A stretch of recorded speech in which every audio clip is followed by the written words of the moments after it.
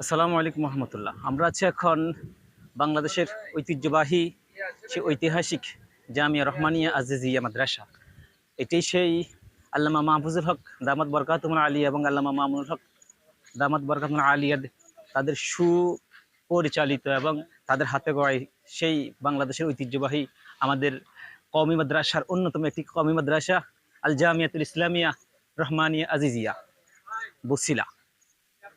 এই সেই মাদ্রাসা। এটা হলো এরকম ভবন কয়েকটা আছে, ওইদিকেও বিশাল একটা আছে।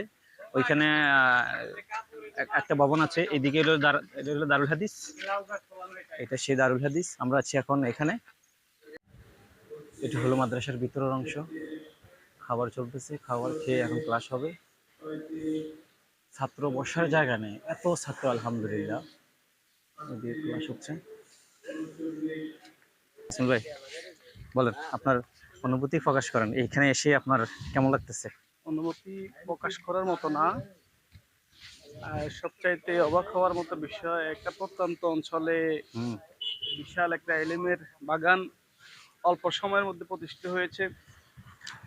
এবং আমরা জোহরের কিছুক্ষণ আগে এসেছি, এসে আল্লামা মামুনুল হকের বুখারী দরসে বসেছি। যাক, আলহামদুলিল্লাহ, খুব ভালো লেগেছে, অসাধারণ।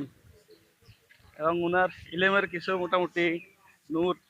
তো ভাই একটা কথা, মানে পেয়েছি। মামুন সাহেবরা দেখলে মানে অন্যরকম লাগে। সুবহানাল্লাহ, মানে ওনার আপনি খেয়াল করছেন যে আমি আপনার ওনার সাথে চেহারার দিকে তাকাইলে না কেমন কেমন মনে ওনার হয়। পাশে দাঁড়িয়ে নামাজ পড়ছি। যাক, আমি দেখলাম যে মাশাআল্লাহ, ওনার চেহারা, ওনার বডি, সবকিছু মনে হচ্ছে মাশাআল্লাহ, যে আপনার চেহারাও আলহামদুলিল্লাহ মাশাআল্লাহ অসাধারণ। কম কিনে।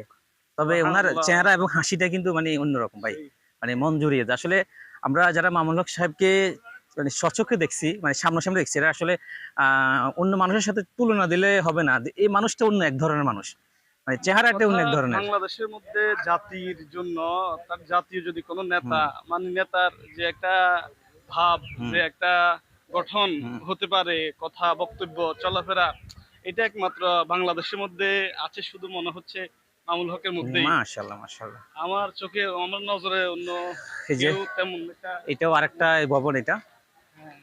এই যে এটাও আরেকটা ভবন, এখানে আরেকটা ভবন আছে। দেখছেন, ছাত্র জায়গা নেই আসলে কোথায় বসাবে। এই যে এটি আরেকটি ভবন, এই যে আমি রহমানিয়া আজিজিয়া বলছিলাম মোহাম্মদপুর। এটা হলো দারে ওমর, আরেকটা ওইদিকে আছে দারে আলী, আরেকটা হলো দারুল হাদিস। ভবন অনেকগুলো, ছোট ছোট ভবন টিনের। মোটামুটি এই যে ভিতরে ঢুকতেছি, মাশাআল্লাহ, এই যে ক্লাস চলতেছে।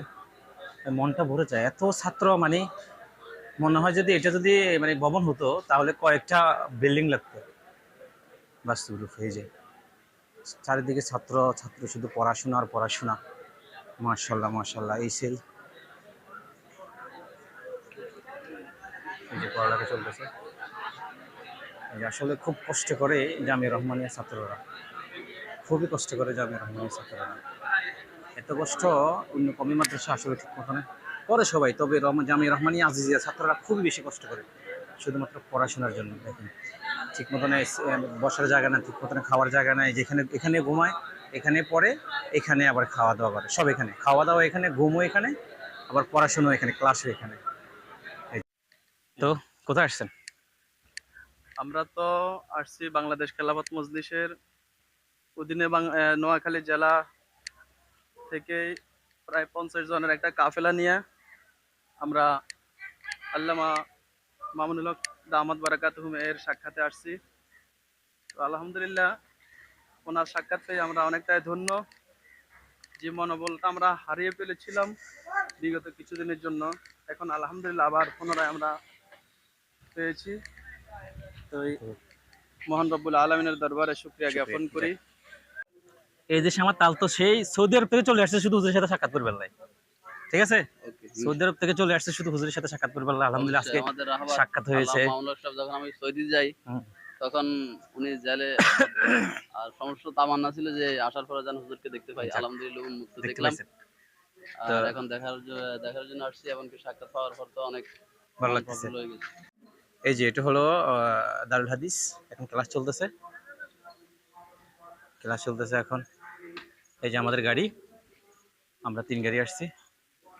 এই যে আমাদের টিম, তো এটি সেই জামিয়া রহমানিয়া আজিজিয়া। আলহামদুলিল্লাহ, আল্লাহ কবুল করুক এই মাদ্রাসাকে। জামিয়া রহমানিয়া আজিজিয়া থেকে আমি আব্দুল মামুন সবাইকে আন্তরিক শুভেচ্ছা অভিনন্দন। আসসালামু আলাইকুম রহমতুল্লাহ।